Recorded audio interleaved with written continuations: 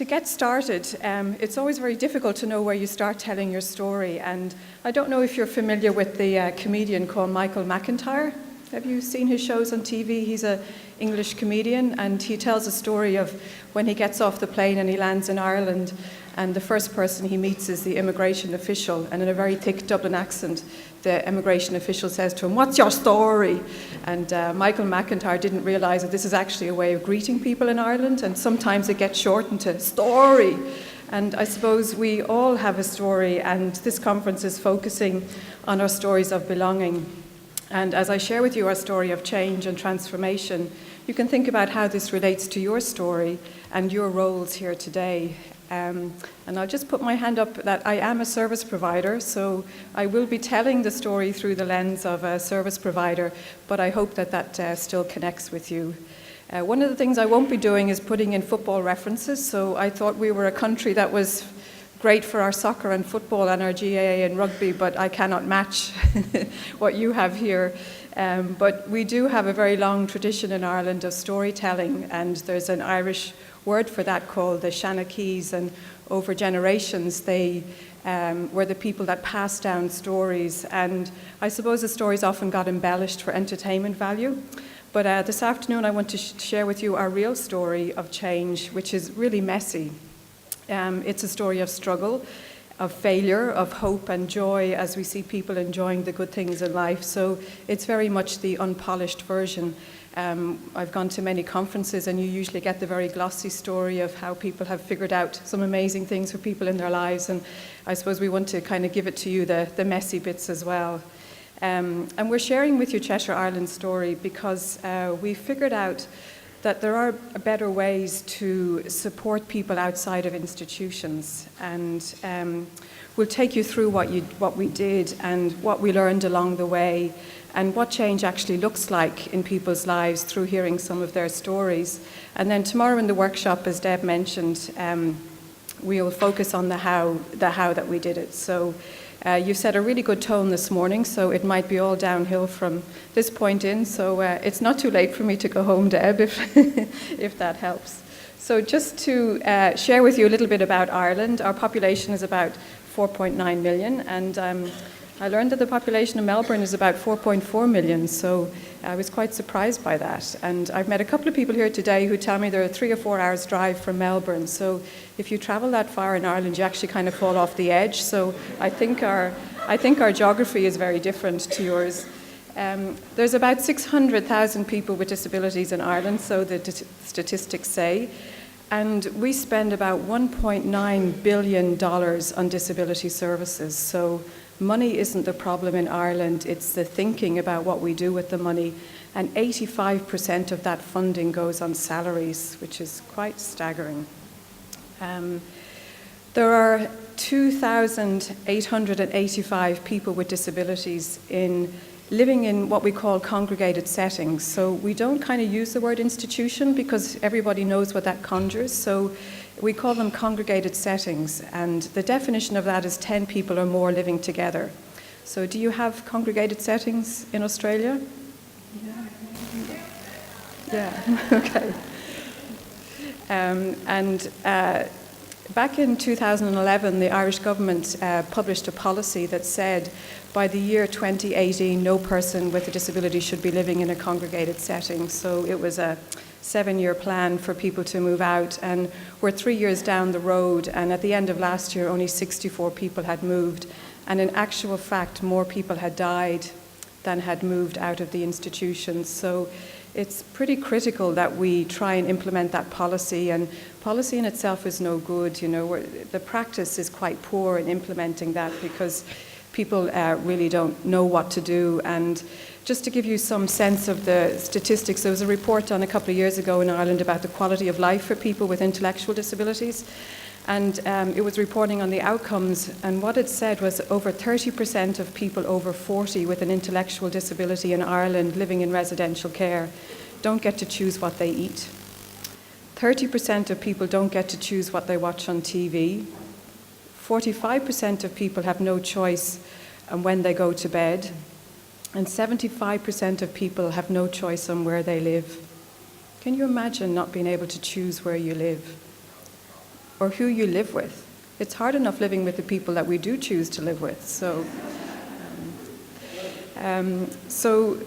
just to tell you a little bit then about Cheshire Ireland, we were established in the late 1960s, and what I'll show you is pictures of some of our buildings, because the organisation came about to provide accommodation to people. So we were left homes, and in Ireland, Cheshire Ireland would be known as the Cheshire Homes, and they're classic institutions. As you can see, all of these buildings, they're quite beautiful in their own right, but if you have a disability and you're already isolated, the last place you want to be is on the top of a hill on the outskirts of the community, living with 20 or 30 other people with a disability. So we support over 290 adults with mainly physical disabilities, people with acquired disabilities, brain injury and neurological conditions. So quite a range of people, and as we've seen this morning, people that have been in roles such as mums and dads and architects and pilots before they acquired their disability, and people who were born with disabilities and spent their life in institutions. We also provide respite to people, and our figures kind of split roughly in thirds. So a third of the people we support are still living in institutions. Almost a third of the people we support are now living in the community in their own home, and a third of the people live in what we call kind of cluster arrangements. Would you have them where people have their own apartments, yet they live side by side, and they're still somewhat, I suppose, segregated from the community. And we have over 700 staff, and I think our budget is about, 26 million euro, so a lot of money. So to look at why we transformed, the only way I can tell the story is about 29 years ago, I walked into an institution, and it was the very first day on my very first job, having left school, and I'd never seen a person with a disability before.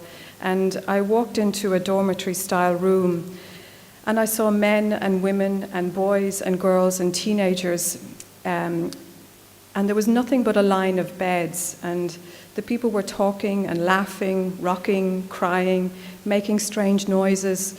Some were dressed, half-dressed, naked. And my first reaction was really one of shock. I had never, ever seen anything like this in my life. And I started to question, what is this place? And why do you live like this? Where is your home, your family, your friends? Where are your things, your clothes, your possessions, your photos? And it's a horrifying image, I suppose, that I still hold to this day. I really didn't quite understand why people's lives look so different to mine. So if we fast forward many, many years, when I came into my role in Cheshire as the quality manager, I went and met with the people living and working in all of our services around the country. And I think it was Cameron that asked Michael Kendrick the question this morning, where's the best service? And apparently, Cameron, they're in Ireland, because the people I met working in our services told me that these were the best services. And every county I went to, everybody would tell me, this is the best service. People are so happy here, and life is so great, and it's so wonderful working here. And I'd look around, and I saw lives that really didn't look like my life or a typical ordinary life. So here I was some 20 years later, still questioning why do people's lives look so different to mine? But now I had the opportunity to do something about it. So with a colleague of mine, Geraldine, what we did over the course of a year or maybe a year and a half, we developed our own review tool, and we went around and we met with the majority of people living in the Cheshire Homes, and we asked people what it was like to live here. There were very basic questions around respect and dignity and privacy and their friendships, and we asked people, what do you do all day? And we also asked staff, what's it like to work here, and what was their opinion on what it was like to live here. And the evidence was absolutely appalling. Life wasn't very good for people, and so for the first time we had a way of being able to say to people, this is actually what people told us life looked like. And we wrote a report for our board of trustees, and in the report I used the language that we were violating people's human rights. And I was told to settle down, things weren't that bad, Aoife. And I said that we really had to stop congregating and segregating people with disabilities because life wasn't good. And now we had the evidence to show it. So when you have evidence, people kind of start to pay attention. And around the same time, around 2004, Michael Kendrick had begun teaching his course on deep quality. And I remember Michael talking about this course, which was to teach people how to deliver services from scratch.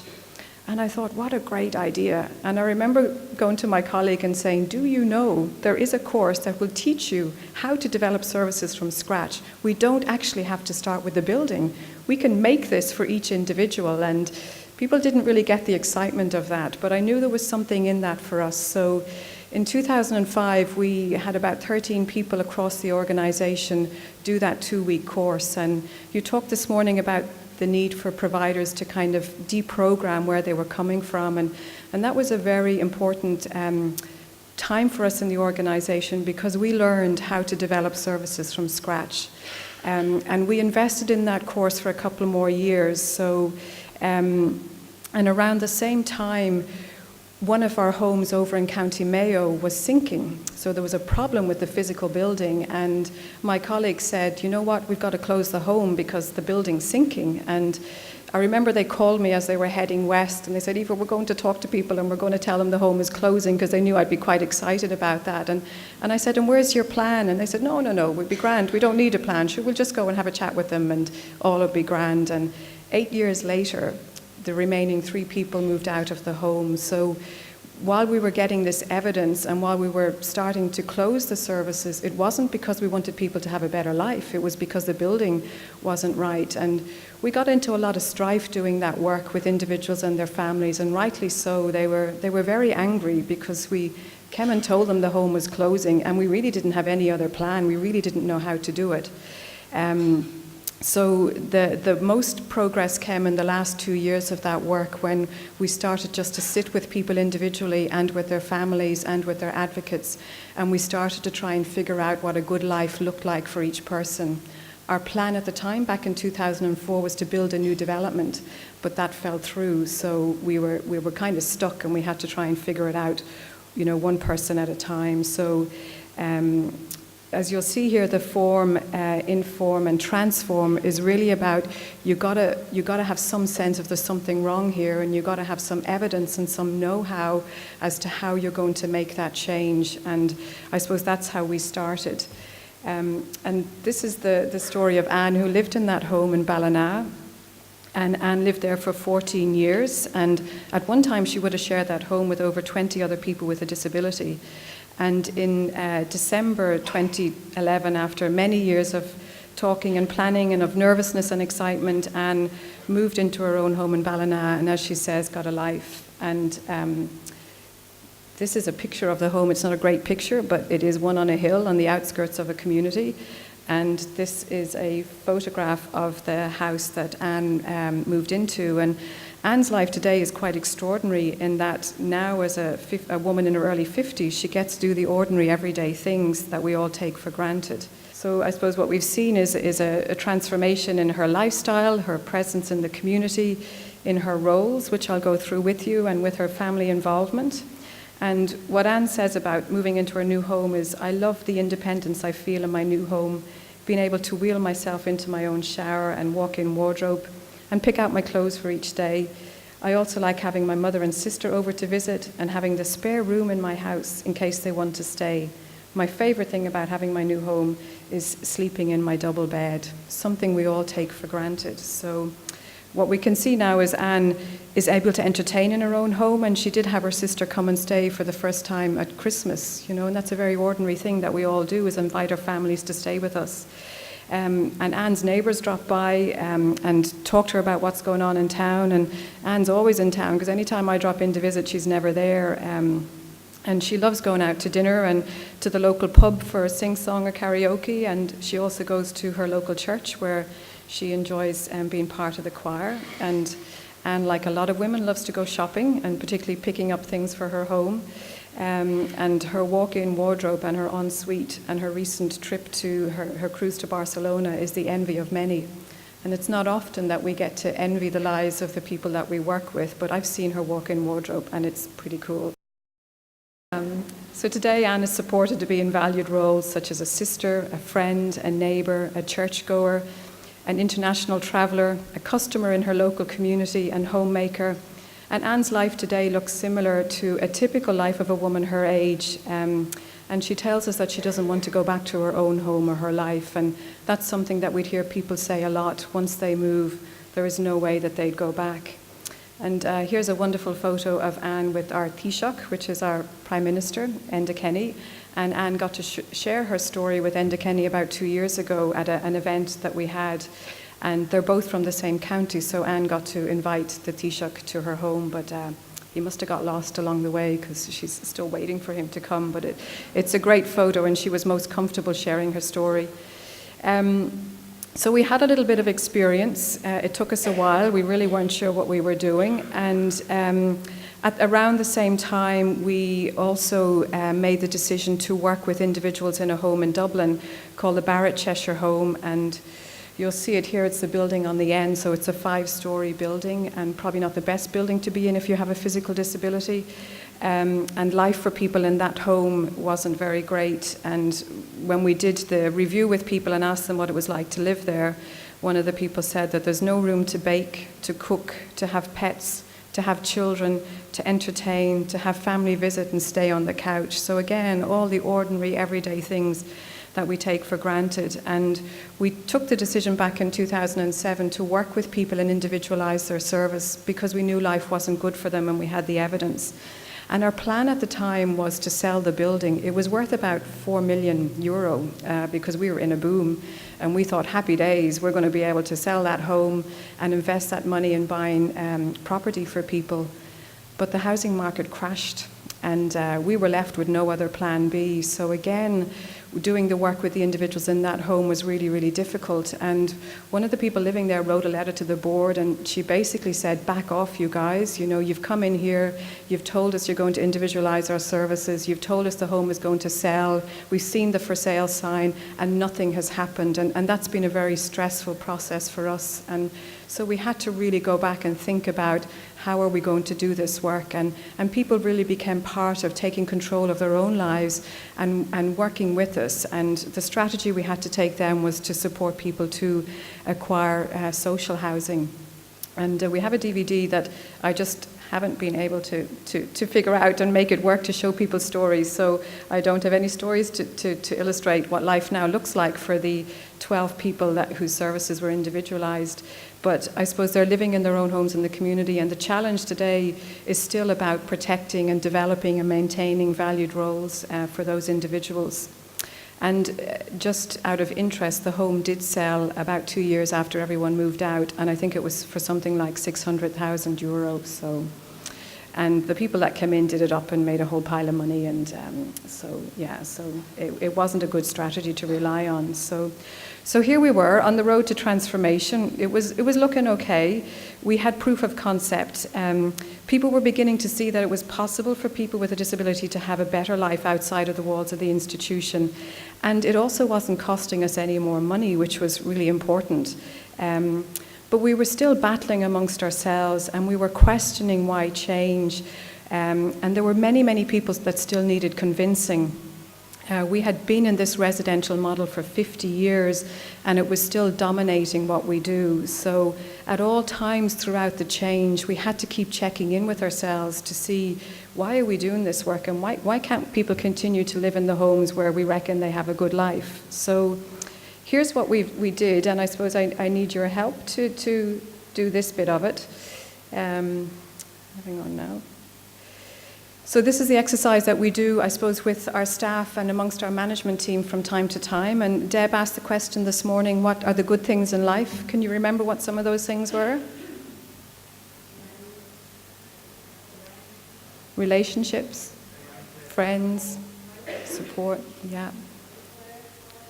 Choice, opportunity. So if I was to ask you just to silently reflect on your quality of life, so this is your quality of life, and if 1 was going to be appalling and 10 was going to be perfect, can I just have a show of hands of how many people would say their quality of life is a 10? Okay, we've got a few. 9? Couple? 8? A lot of 8s. 7? Great. 6? Few 6s. 5, 4, a 3, 2, and a 1. So if I was to ask you to think about a person that you support that has a disability, and if you were to think about their quality of life, how would you rate their life? So if 10 is fantastic, how many people do you think would be a 10? So we have one show of hands. How many would be a 9? Couple? 8? Few, that's 8, that's great. 7? Few, 6? Few 6s. 5? A lot of 5s. 4? 4s. 3? Some 3s down the back. 2? Well, we have a couple of 2s. And a 1? Okay, so when we do this exercise, we see over and over again that there's still a disparity between the quality of life of the people that we support and our own lives. And from time to time, we do this exercise as a way of kind of checking in with ourselves to make sure that we're on the right track. So if I go back a slide, then we began the second phase of our transformation. So we had some experience. It was a bit rocky. We checked in and we knew that people's lives still wasn't good, so we had to continue the transformation process. So we set about on the next phase, and we were really ambitious. So we set out to individualize services over 6 years, and we started in 2012 for 137 people and their families. And that was in 9 homes across 8 different counties. And that was across 8 different funding regions and across 9 different local authorities. And the local authorities are important because they're the people that have the houses. And that involved about 362 staff that we have to take with us and about 15 million euro in funding to unbundle. So we were really, really ambitious. And that's the work that I do and lead in the organisation. And we're almost 3 years into the transformation process, and we recruited a team of people to undertake this work across the country. The important thing to know is that change on this scale requires a hell of a lot of courage and clarity on what your vision is and on what's possible. So we were very, very clear that the reason that we were transforming our services was because we wanted people to have access to the good things in life. And this became our framework for practice. So 50 years providing accommodation to people, our framework for practice was really about housing people and supporting people around their physical day-to-day tasks. And we knew we needed to change that way of thinking. So we were very, very clear that our work was based really on the SRV principles. So you've heard of SRV? Yeah, social role valorization, and which is really about how we support people to have the good things in life through valued roles. So the team working with individuals got training on SRV, and we started to promote that our work was really about supporting people to have the good things in life. And we knew from the exercise we did that everybody can relate to that. Everybody knows what the good things in life are, and it doesn't matter whether you have a disability or not. We all wanted the same things. And so we were very fortunate to have training provided by a lady called Hope Lee Dietmar. And the staff had 4 weeks of training over the course of a year. And they used a process called discovery with individuals. And it's a bit like, as the name implies, it's really about building relationships and getting to know the person in a way that we hadn't previously known them. And support us to find out new and different information about people. So it looks at their life experiences and what shaped them. It identifies their skills and assets. Every single time I met anybody that we were supporting, staff could list off the top of their tongues all of their deficits, all of their disabilities, but nobody was able to tell us what were people's skills and competencies and assets. So discovery allowed us to do that. It also looked at what does a good life look like for each person and what are some of the barriers to that and how might we address them. And it got us to see people very, very differently, and we started to talk about people in terms of their assets and not their deficits. And it helped us to establish what were each person's most fundamental and pressing needs. So for some people, they just didn't have a way of communicating, and that was the most fundamental thing that we had to work on first with them. So this deep intentional work, and we've heard all day today about the intentional work that's been done with people with disabilities to support them to have a good life, and it's the hard road to take.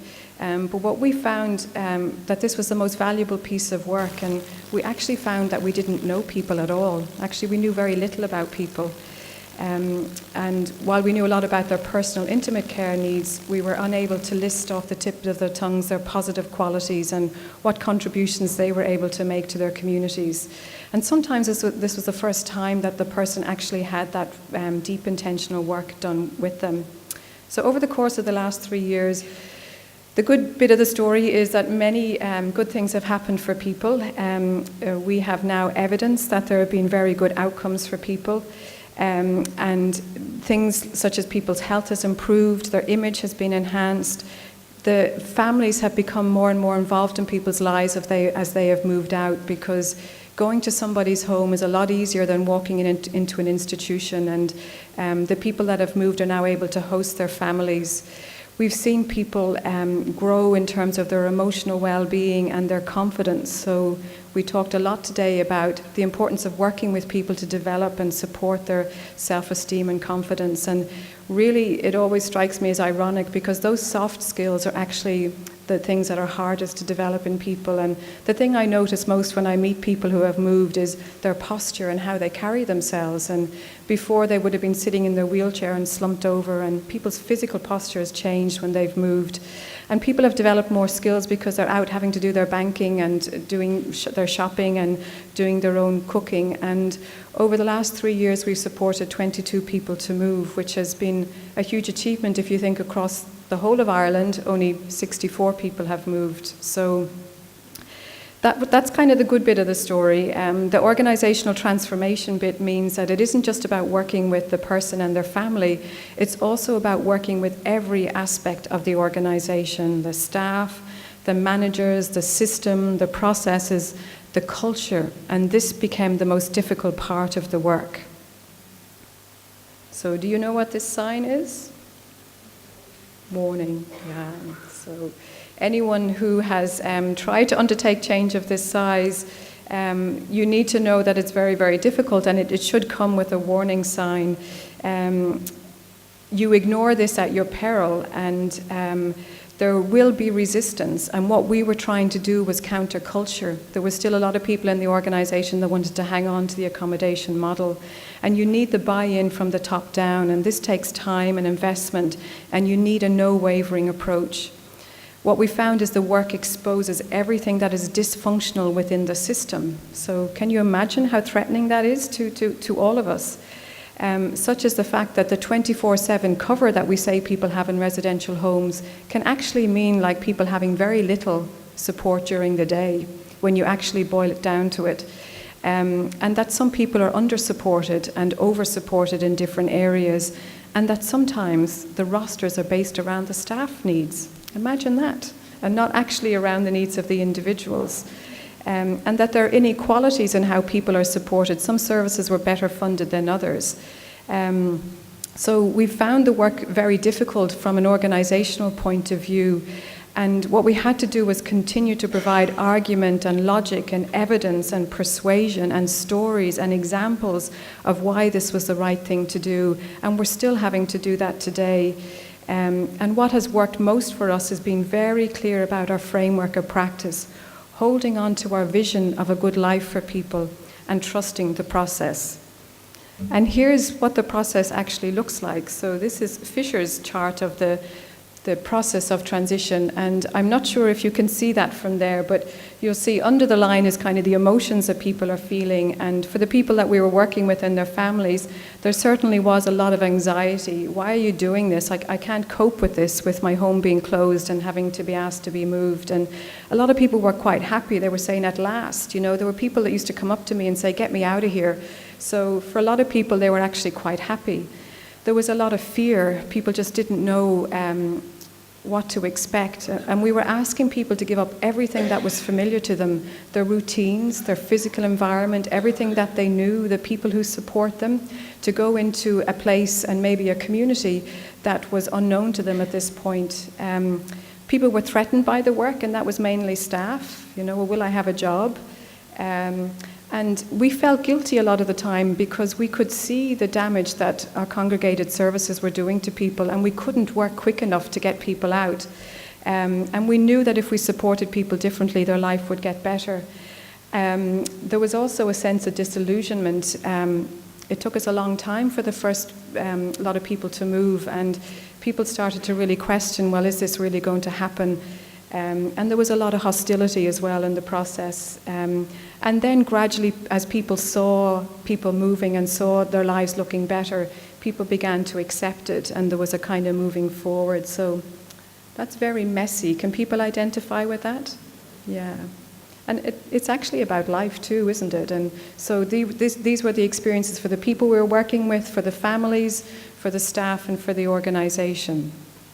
And so the challenges were immense, and the only way I can describe this is if you look at the rectangle box, this is our institution or our congregated setting, and we, for the first time in Ireland, have regulations, and so our regulators were coming in saying, you need to make this place better, and everybody's attention and focus was on the regulator because they could come in and shut you down.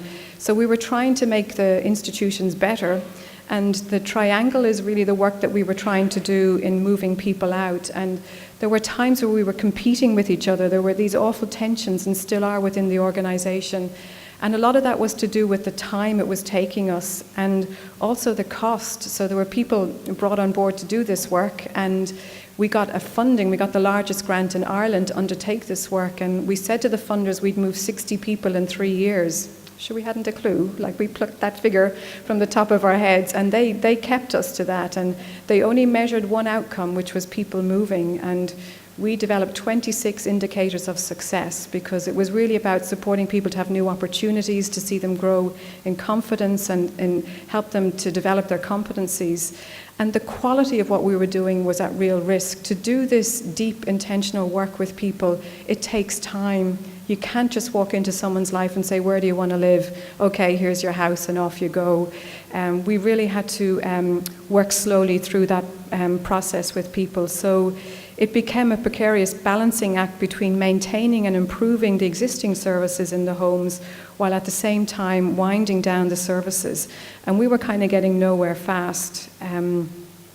So just to kind of flesh out the challenges a bit with you, they were really immense, and I could spend days and days and days and days going through the challenges, but I've really just pulled out some of the kind of key ones here for you. And the big thing for us was really the scale of the work. So across those 9 different homes, the team wasn't really big enough, and when you're trying to do quality work, we just didn't have enough people doing the critique, and the coordinators weren't really getting the support that they needed. And it was very, very hard to do the coaching and mentoring and keep our eye on quality and the time and the cost at the same time. So we actually had to scale back last year, and we had to stop working in a couple of the different services. So we're now only working in 5 sites. And people were still questioning the change. I had a colleague that came up to me about 1.5 years ago, and she goes, Aoife, I don't understand what you're doing. And she was from South Africa, so she really liked things to be black and white, and the messy grey bit of what we were doing just didn't sit really well with her. But I really encouraged her, and I thought it was great that she was so direct. And so we started to have lots of conversations, and a lot of the publications that you see out there on the table, I would have given her a lot of those books to read and said, here, look at what's happening in other jurisdictions, and this is possible, and people's lives are not good in the institution, because she was a very good manager, and she ran our best institution. It looked spotless. The gardens were perfect. The physical environment was perfect, but people's lives, when you dug under that, weren't as rich as what they could be. So we were still having to argue why change. And the other challenge was the pace of the work. So the scale on one level made it ferocious. People were at all different stages of transitioning. We were only beginning work with some people were moving, some people had moved, and we weren't really ready as an organisation in terms of our community service to receive people in the right way. So the pace with individuals was slow, and the organisational readiness wasn't there. So we had this quick, slow kind of pace going on within the organisation. I suppose the biggest challenge that we really underestimated was the impact of institutionalisation in people's lives. We had to go slow if it was sustainable. What we learned through discovery that people missed out on the very ordinary life experiences, such as growing up in families, having an education, a job, relationships and friendships, and they had limited experience of doing things for themselves, let alone others. And the institutions taught people to be dependent. So people were depressed, they were angry, they were lacking in confidence and self-esteem, and they had very limited life experience. So we really had to begin our work there with people and support them to develop their skills and competencies and provide opportunities for people to experience new things. And this was very valuing for people, and it improved their confidence. But nobody was really interested in this stuff. They wanted to see people moving, and if people weren't moving, they felt like nothing was happening. So the impact of institutionalization still continues to be the biggest challenge and barrier. We also weren't able to identify people's housing needs. So in Ireland, around the same time, we had a housing crisis. There just wasn't enough housing stock. And if you were to look at the headlines, every week there were headlines around the amount of people that were becoming homeless in Ireland and people living in the streets and families living in their cars. And so we were competing for the same housing for people who were homeless. And at the same time, we couldn't say to the housing agencies what our need was, because we couldn't just sit with someone and say, where do you want to live, if you've never experienced anything other than the institution that you were living in. So we've been able to work our way through that and find a way to establish people's housing need and preference. And we now know what that is, and we've now given that information to the housing bodies, and we've been quite successful recently in acquiring social housing for people, but that's taken us a good 2 years to get right. Our credibility, I suppose, was really questionable. So we had said to people in 2012, we're going to do this work and we're going to support 60 people to move out of the institutions, and we're going to individualize the services, and they're going to be of deep quality. And people weren't seeing people moving, so our colleagues were beginning to question, are they really going to do this, and is it possible? And we had a lot of dilemmas on the way. We set out with a very high bar in terms of achieving optimal quality and highly valued roles for people, and we had to make some compromises along the way, such as people having to share with other people with a disability, and scaling back on the work. And also with the discovery process, we learned that we spent too long in that process with people. And I had a call one day from one of the team, and she said to me, Aoife, this lady cannot move. We haven't worked with her to figure out her finances and how she's going to support herself when she lives in the community. And I couldn't believe, a year and a half into the work, where we had supported her to move, that we hadn't actually done that really important work around her budget, and could she afford to pay her electricity, and where was her money coming from, because she was married and her family were getting her disability pension, and it was quite complex. So that was a very hard lesson that we learned, that there's some basic things we had to work on first with people. So can you identify with some of these challenges? Would you have experienced some of these in your own work when you've tried to change things for people? Yes, so it's difficult, but it's worth the struggle. And if I just share with you some people's stories. So this is Val, and this is Val outside of her own home. And when we first started the work, I had asked about kind of Val moving, and I was kind of told that basically she was too disabled, and I know that's not a nice thing to say, but the people in the home didn't really think that Val would be able to move, and she certainly wouldn't be one of the first people that we should start with, because she just wouldn't be able to cope. And she had lived in the institution for 15 years, and it turned out Val was one of the first people to move. And Val had seen the people that work with her, the paid support, as her friends, and she'd lost a lot of people in her life that were important to her, and the discovery work disproved all of people's perceptions around Val, and we were able to show that in fact she was quite an articulate woman and quite determined, and she was really clear about what she wanted, and what she wanted was to move back to her community where she was known when she grew up and where she had a connection with a neighbour. So this is inside the institution where Val used to live, so that's one of the corridors. They look quite familiar to you, don't they? And this is the group dining room. And this is a picture of Val in her own home, and you'll see that her own home looks kind of exactly like anyone else's. And she moved into a lovely bungalow in the town in Mahon in County Cork where she grew up. And one of the things that Val said was she wanted her own dog, and as I said earlier, this is an unpolished story, so Val doesn't have her own dog yet, but the staff are working with her to support her to get her dog, and she does dog walking. at the moment. And Val was part of recruiting her staff. She did her induction with her staff, and we just recently, about 2 weeks ago, did a review of Val's service, and her life would have been rated around the 3. Remember that scale we did a few minutes ago? And when we did the review, she's actually up at around a 7. And what the staff had said is because they understood, we'd given them training on how to support people to have a good life and be in valued roles, they understood how to support Val differently, and which made her less dependent on staff. So they worked with Val, I suppose, to acquire many roles, and Val is now a tenant and a homeowner. She's a very valued neighbour, and she got to reconnect with the neighbour that she knew growing up. She's now a girlfriend, so for the first time she's able to have her boyfriend over to her own home and have privacy. Very ordinary thing, important thing to have. She's a parishioner, she goes to her local church. She's also a student, so Val had taken up aromatherapy classes.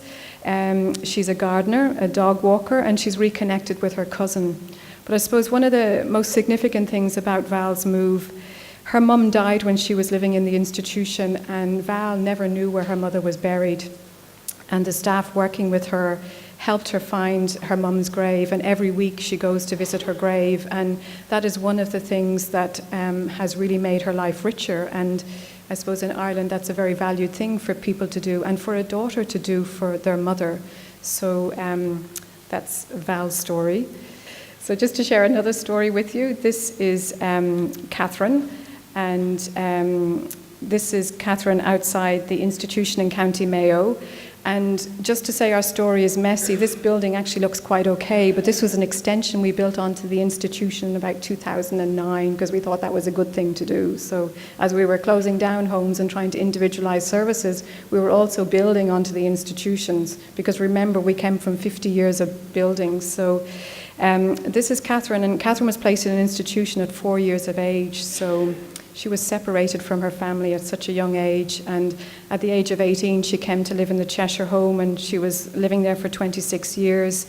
And we talked today about people's kind of lonely life and how there wasn't a lot going on in her life, and Catherine spent most of her days actually in bed and didn't really have a lot of things going on in her life, and she chose to move to Swinford, which is a little town in County Mayo, because she had some distant relatives living there. So this is Catherine the day she was leaving the institution. I think it's quite ironic with the clock behind her, given how long she was institutionalised, and this is Catherine going into her own home. And one of the pieces of work that the coordinator did with Catherine was they knew she had no connections, so she was very good at crocheting. And in Ireland there's an association called the Irish Country Women's Association. Do you have that here? Yeah.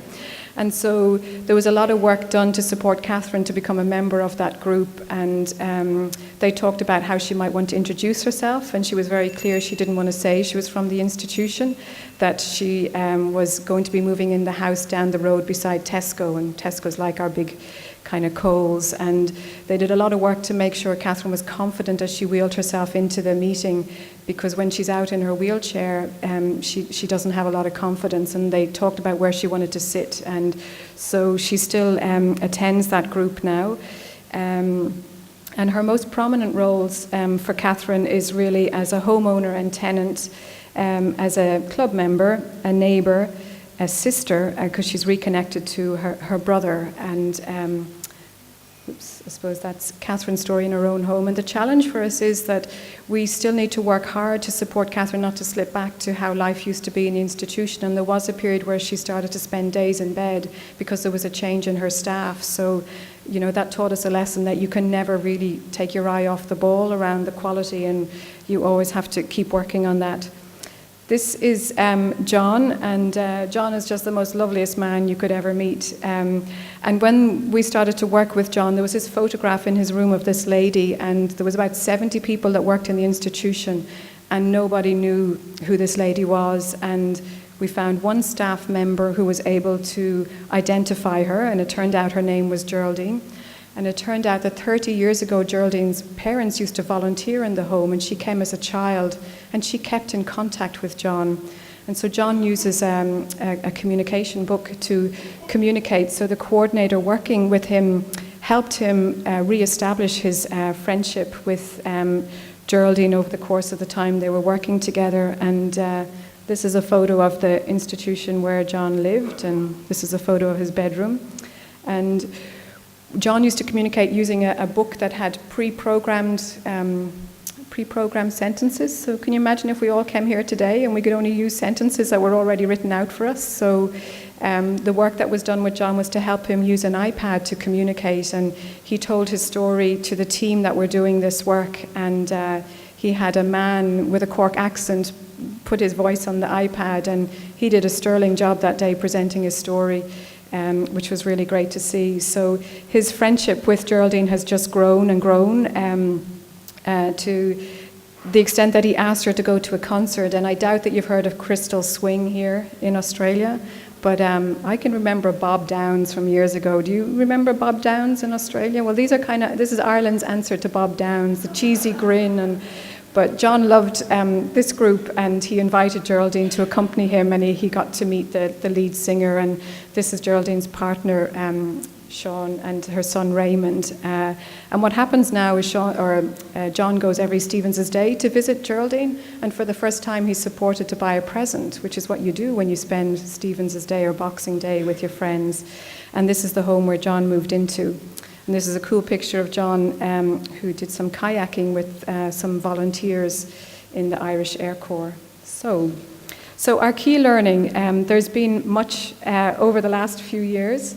Cannot stress, if you take anything away from today, the importance of vision, leadership, having the drive and courage and the commitment and collaborating with families. So we really didn't know how to work with families, and we had to learn that over the last couple of years. And the only way to do that work was to have lots and lots of conversations.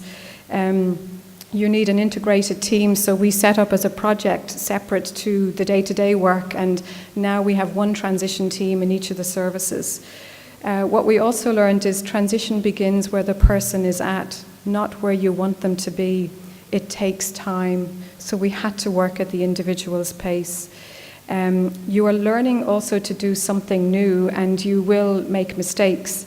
And we were very ambitious, and we underestimated the development work required. And I suppose one of the important bits of this work is the positive impact of people and their families. Prior to us undertaking this work, many families were physically distant or had limited experience of positive engagement with their family member, and we now see families naturally coming back into people's lives. So the other bit of the learning for us, we now see the work in three kind of phases: pre-transition, the transition phase, and then post-transition. And what we did was put all our resource and attention into the pre-transition phase, and what we're now learning is that attention actually needs to be in the community phase. We also had to make a number of different trade-offs, as we've talked about. So we had to shorten the discovery process, and we developed our indicators of success. So it's really important to know what the transition looks like so you can measure it, just not based on a move. It's a new way of working, so I think we learned that we needed to support people differently. People need to support to be in valued roles and to be tenants and homeowners, not just support around their physical care needs. We learned that if you stay focused on the person, the rest will follow. You can't have top-down organisational change. You can't impose it on people. And I suppose we learned that the outcomes for people are extraordinary, ordinary.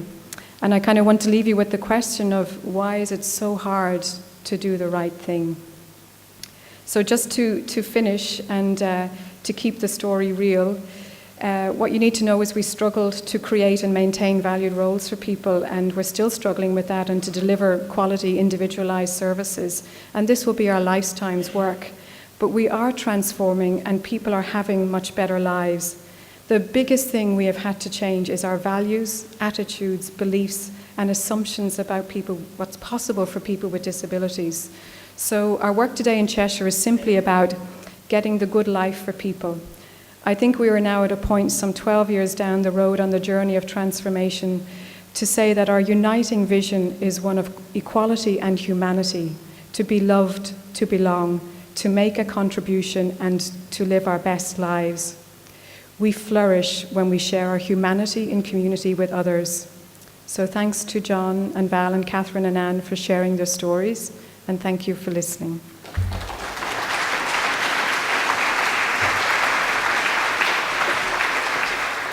Process of trying to move people out, did you have more people moving into the service? Yeah, we did. So as we were moving people out, our funders were saying, well, you've got a vacant bed there, let's put so-and-so in. And that was my biggest battle, really, to stop that happening, people going in the back door. And it's still happening. So what we say is we will work with that individual, but not in the institution. We will support them to live and outside the institution.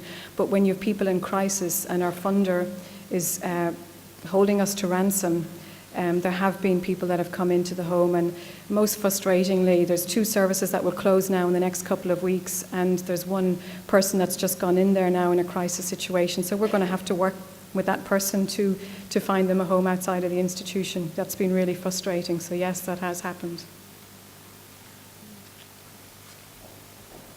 I'm curious, what was it that helped you stay the course?